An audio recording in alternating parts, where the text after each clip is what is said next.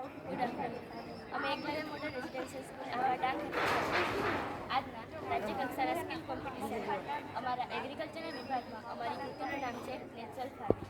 Natural farming એટલે કે chemical free તથા દયાધારિત ખેતી એટલે કે રાસાયણિક મુક્ત ખેતી. તે વૈવિધ્યસભર ખેતી પ્રણાલી છે જે પાક, વૃક્ષો તથા પશુધનને એકીકૃત કરે છે તથા જૈવ વિવિધતાનો મહત્તમ ઉપયોગ કરવાની મંજૂરી સૂચવે છે.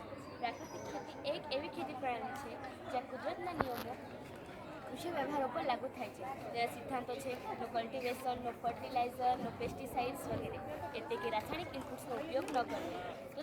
તો પછી આપણને પ્રશ્ન થાય છે કે કુદરતી ખેતી જ શા માટે કરવી?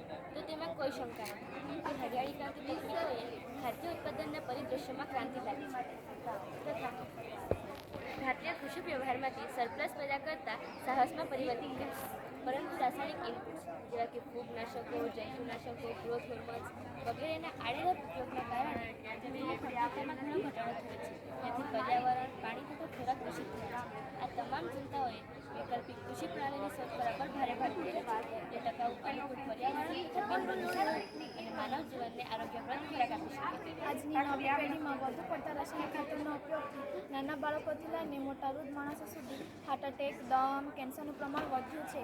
જે શાના કારણે છે તો વધુ પડતા રાસાયણિક ખાતરના ઉપયોગથી જ છે. માનવી પોતાના લોભના માટે પોતાનું સ્વાસ્થ્ય જોખમમાં છે એ પણ ભૂલી ગયો છે અને કુદરતની સમક્ષ ઊભો થયો છે. તેથી આપણે ખાતરનો ઉપયોગ કરવો જોઈએ જેથી આપણે પોતાનું અને બીજાનું આયુષ્ય ટકાવી શકીએ. જો આપણે શરૂઆત કરીશું તો આપણને જો બીજા શરૂઆત કરશે તેથી પોતાનાથી શરૂઆત કરીશું. તો તેના માટે આપણે કુદરતી ખેતીના કેટલાક ઘટકો જોઈશું જેમાં બીજામૃત, જીવામૃત, મલ્ચિંગ એટલે કે આચ્છાદન, વાપસા તથા પાક સંરક્ષણ.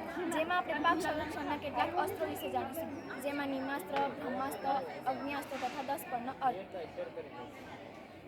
આ તમામ અસ્ત્રોનો ઉપાય આપણે પાક સંરક્ષણ માટે કરી શકીએ છીએ. જેમાં પાક સંરક્ષણમાં આ તમામ અસ્ત્રો આપણે કુદરતી સંસાધનોમાંથી બનાવ્યા છે. પાક સંરક્ષણમાં પાકમાં જે રસ ચૂસી ખાનાર જીવાતો હોય છે તેમાં રક્ષણ મેળવવા માટે થાય છે. તથા બીજામૃત અને જીવામૃત. બીજામૃત એ બીજની સારવાર તરીકે ઉપયોગમાં લેવાય છે. જીવામૃત એ પાકનું સંરક્ષણ કરે છે તથા જમીનની ફળદ્રુપતા વધારે છે.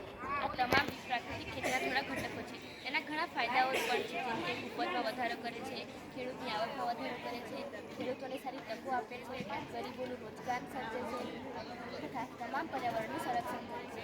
તો આ બધા ઘટકો પરથી આપણને પ્રેરણા મળશે કે આપણે પ્રાકૃતિક ખેતી કરવી જોઈએ જેથી આપણી જમીન ફળદ્રુપ રહે છે. તેમાં આવેલા પાકથી માનવ જીવનનું સ્વાસ્થ્ય સલામત રહે.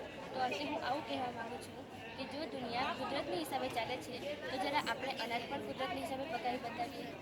Thank you.